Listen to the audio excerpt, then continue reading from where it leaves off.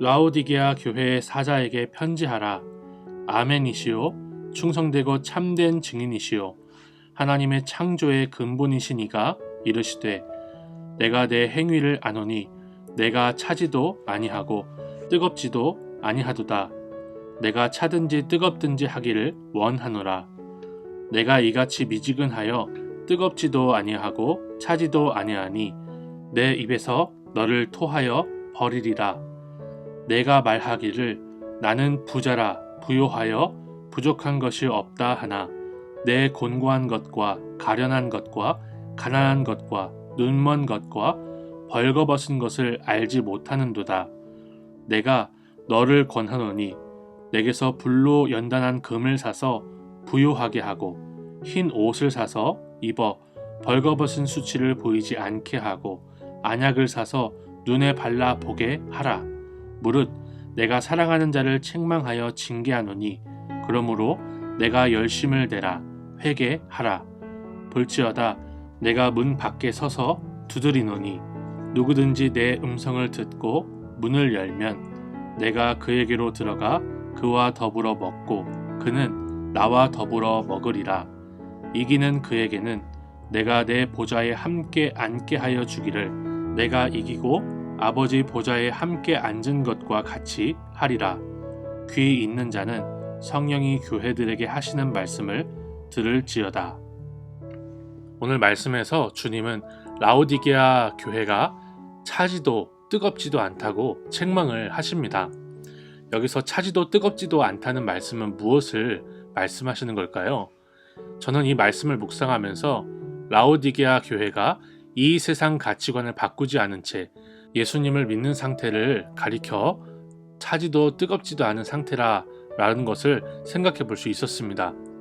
왜냐하면 라오디게아 교회는 세상적인 가치관으로 자신들이 부유하여 부족한 것이 없다라고 자랑하기 때문입니다.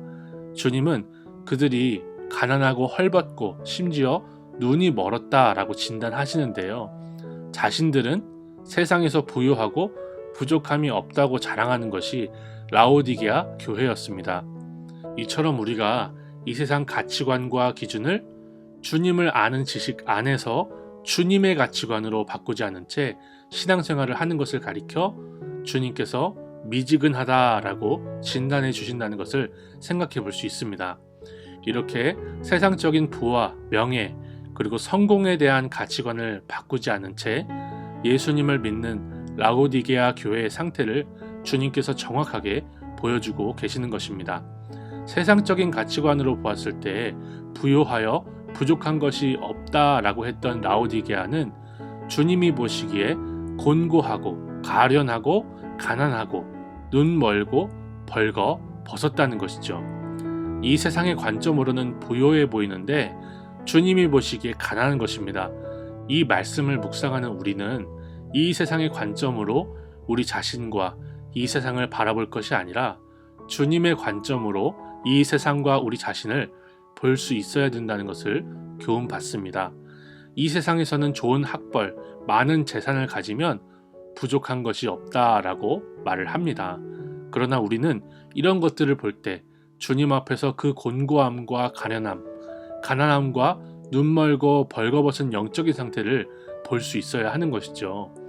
우리는 이러한 관점으로 이 세상과 우리 자신을 보면서 주님이 주시는 불로 연단한 금과 주님이 주시는 흰옷 그리고 주님이 주시는 안약을 사모해야 할 줄로 믿습니다.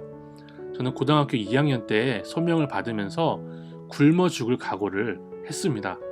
그 당시에 목사님들이 목회자가 되려면 짐 쌀 준비, 굶을 준비 하라고 하셨기 때문에 그랬습니다. 그런 각오로 신학교에 들어갔어요. 그런데 제가 결혼을 하고 아이가 자라나다 보니까 점점 먹고 사는 것이 걱정이 되더라고요. 치솟는 요즘의 물가와 아주 살벌한 사교육비를 제가 실제로 보니까 두려운 마음도 생깁니다. 그러다가 오늘 말씀을 보니까 제가 차갑지도 뜨겁지도 않았다는 것이 회개가 되더라고요. 주님의 관점으로 저 자신과 이 세상을 바라볼 수 있는 안약을 주님께서 주시기를 간구할 수 있었습니다. 우리 주님은 이 세상 가치관이 아니라 주님의 관점으로 살려는 우리를 굶기실까요? 굶기시지 않습니다. 주님은 문을 여는 우리와 더불어 먹겠다라고 약속을 하셨습니다.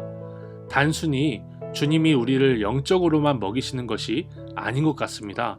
왜냐하면 앞선 14절에서 라오디게아 교회를 향해 말씀을 주실 때 주님께서 자신을 이렇게 소개하셨기 때문이죠. 하나님의 창조의 근본. 저는 이 말씀을 묵상하면서 들의 백합화가 어떻게 자라는가를 생각하여 보라 라고 하셨던 주님의 말씀이 생각났습니다. 제가 베란다에서 식물을 몇 가지 키우고 있는데요. 조금만 관심이 뜸해지면 금세 시들어 버리더라고요. 그런데 야생화들을 생각해보면 누구도 돌보지 않는데 너무나 아름답게 피어나지 않습니까? 그렇게 온 우주 만물을 아름답게 보존하시는 주님이 주님의 관점으로 살려고 하는 우리와 더불어 먹으신다 라고 약속을 하시는 것입니다. 창조의 근본이신 주님이 나와 함께 먹고 마시는 것이 이 땅에서나 저 하늘에서나 동일하게 누릴 우리의 부요함이며 기쁨인 줄을 고백할 수 있는 저와 성도님들이 되시기를 축복합니다. 하나님 아버지, 우리가 이 세상의 가축안을 적당히 붙잡지 말게 하옵소서. 주님 안에 누리는 참된 부요함과 기쁨이 무엇인지를 가르쳐 주셨으니 주님과 더불어 먹으며 매일 주님의 말씀 안에 사는 부요함을 누리게 하옵소서. 우리가 주님의 사랑을 우리의 자존감의 근본으로 삼아 이 땅을 당당하게 살아낼 수 있도록 주님께서 함께하여 주옵소서. 예수님의 이름으로 기도드립니다. 아멘.